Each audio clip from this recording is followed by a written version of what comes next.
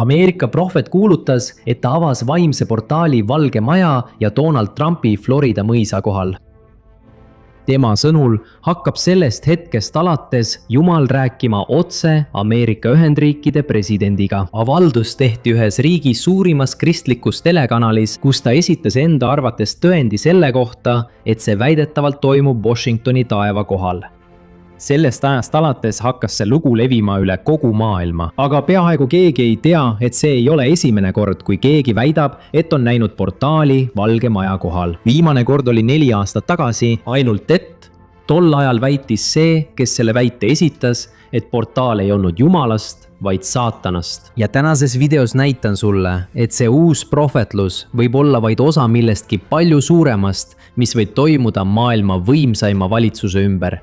Aga enne seda, telli kanal, sest ma tahan sind iga päev aidata sinu teekonnal Jumalaga. Kas sobib? Siis lähme edasi. See lugu algas vaid mõni päev tagasi, kui ameeriklanna Donna Rigney, kes nimetab end prohvetiks, osales Elijah Streamsi saates, üks peamisi kristlikke kanaleid Ameerika Ühendriikides, mis keskendub prohveteeringutele ja toetab tavaliselt Donald Trumpi valitsust. Intervjuu ajal väitis ta, et nüüd, kui see portaal Valge Maja ja Mar-a-Lago kohal on avatud, hakkab Donald Trump kergesti saama püha vaimu sõnumeid. Tema sõnul. Selle avatud taeva tõttu suudaks president samuti kohe saada Jumalalt juhiseid riigi juhtimiseks. Siis esitas ta selle, mida pidas selle väidetava ime tõendiks. Donna Rigney sõnul valve ajal tundis üks grupi liige, et püha vaim käskis tal taevast pildistada. Kui pilti suurendati, ütlesid nad, et nägi pilvedes ingli näo profiili. Just kui see kinnitaks, et portaal oli tõesti avatud. Hoia see foto alles, sest see tuleb hiljem veel jutuks ja aitab mõista, kuhu see lugu edasi liikus. Ja enne kui jätkame, tasub mõista, mida need rühmad mõtlevad, kui nad räägivad portaalidest. Selle õpetuse kohaselt on olemas paiku, kus taevas on avatud ning kristlaste palve ja ülistus võivad avada need vaimsed portaalid kodude, linnade ja isegi tervete riikide kohal. Peamine kirjakoht, mida selle idee toetuseks kasutatakse, on 1. Moosese 28. peatükk. See oli siis, kui Jaakob nägi unes redelit, mis ühendas maa taevaga, samal ajal kui inglid liikusid sellel üles ja alla. Ärgates nimetas ta seda paika Jumala kojaks ja taeva väravaks. Ainult, et on üks küsimus, millele see õpetus väldib vastamast. Kas Jaakob avas selle ukse? Ma annan sulle selle vastuse hiljem. Ja see polnud ka esimene kord, kui Donna Rigney tegi sellise avalduse. Eelmisel aastal Donald Trumpi ametisse astumise ajal väitis ta, et avas Valge Maja kohal portaali taevasse eesmärgiga puhastada see koht kogu kurjusest ja nõidusest, mis tema sõnul seal eksisteerisid. 2022 aasta aprillis, kui Joe Biden oli Ameerika Ühendriikide president, see sama kanal näitas saadet, kus tuntud Donald Trumpiga seotud poliitiline nõunik näitas väidetava saatanliku portaali fotot Valge Maja kohal. Tema sõnul saaks seda teemonlikku portaali sulgeda ainult kristlaste palvetega.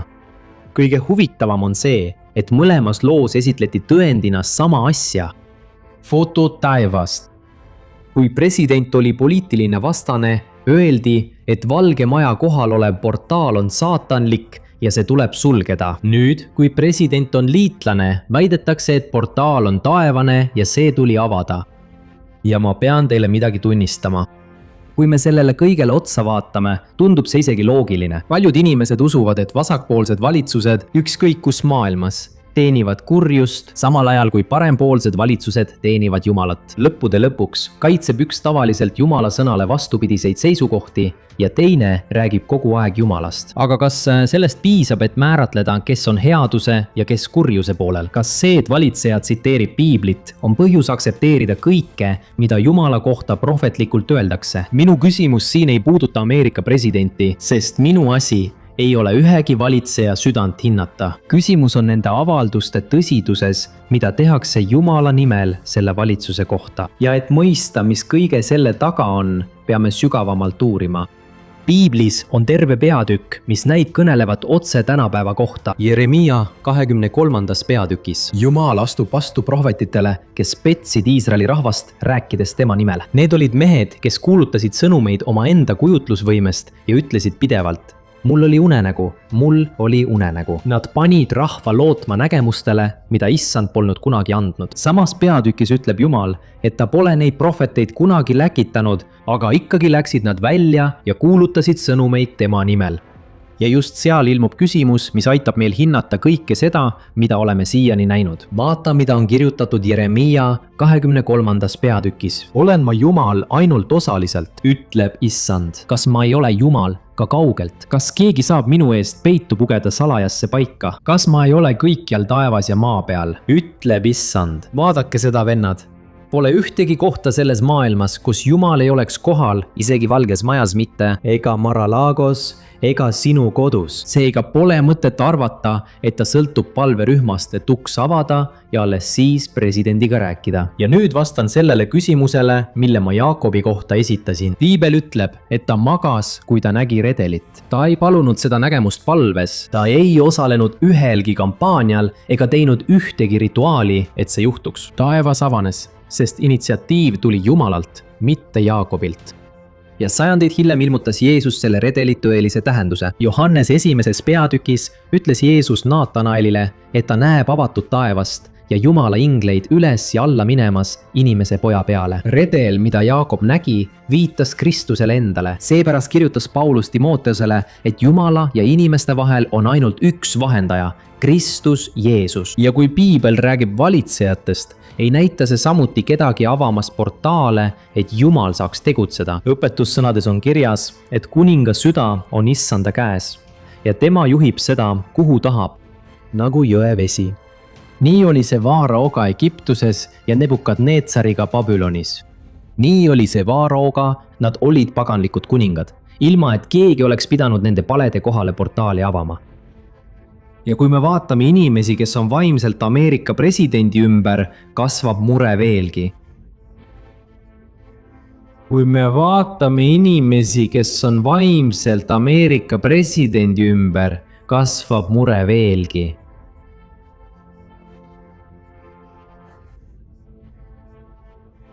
Paula White'i sõnul, kes teeks selle annetuse, saaks Jumala poolt saadetud ingli, issand võitleks sinu vaenlaste vastu, elaksid jõukuse ajal, sul oleks pikk elu ja sa naudiksid ka eriliste õnnistustega aastat. Kes kelletas $1000 või rohkem, sai kingituseks veel 25 sentimeetrise kristallristi ja selle kampaania kriitika ei tulnud mitte kirikuvälistelt inimestelt, vaid Ameerika kristlikelt ajalehtedelt ja vendadelt, kes olid nördinud nähes, kuidas Jumala õnnistusi kuulutati justkui neil oleks hind. Paula White, hereetikust Jumala teotaja, üks Iisebel.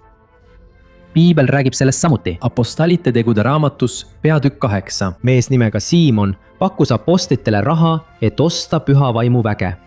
Peetruse vastus oli, et see raha hukkuks koos temaga, sest Jumala andi ei saa osta. See on Jumala enda sõna, mis seda hoiatust annab. Nüüd peab üks asi olema täiesti selge. Võimude eest palvetamine on piibellik. Paulus juhendas Timoteost palvetama krigi nende eest, kes teostavad võimu, et me võiksime elada rahulikku ja jumalakartlikku elu. Probleem algab siis, kui palvest tehakse portaal. Isiklikust ilmutusest saab autoriteediks valitsemise küsimustes ja Jumala õnnistust hakatakse kuulutama $1000 eest. Ja mäletad seda taevafotot, kes püüab prohveti kuulutust kinnitada pilve vaatamisega, selle asemel, et uurida, mida pühakiri ütleb, avab ukse eksitusele. Sest piibel ise hoiatab, et saatan oskab samuti ilmuda valguse inglina. Ainus tee isa juurde avati juba siis, kui Jeesus suri ristil ja templi vahevaip rebenes ülalt alla. Seetõttu ära pane oma usaldust prohvetinnade, väidetavate portaalide ega ühegi poliitiku peale, olgu ta parem või vasakpoolne. Ava oma piibel, võrdle kõike, mida kuuled, Jumala sõnaga ja palu temalt eristamisvõimet, sest valeprohvetid ilmuvad ikka ja jälle. Amei, mina olen pastor Antonio Junior. Kui sulle see video meeldis, jaga seda oma sõpradega ja vaata ka neid videoid, mille ma sulle siia ekraanile panen. Jumal õnnistagu sind. Nägemist!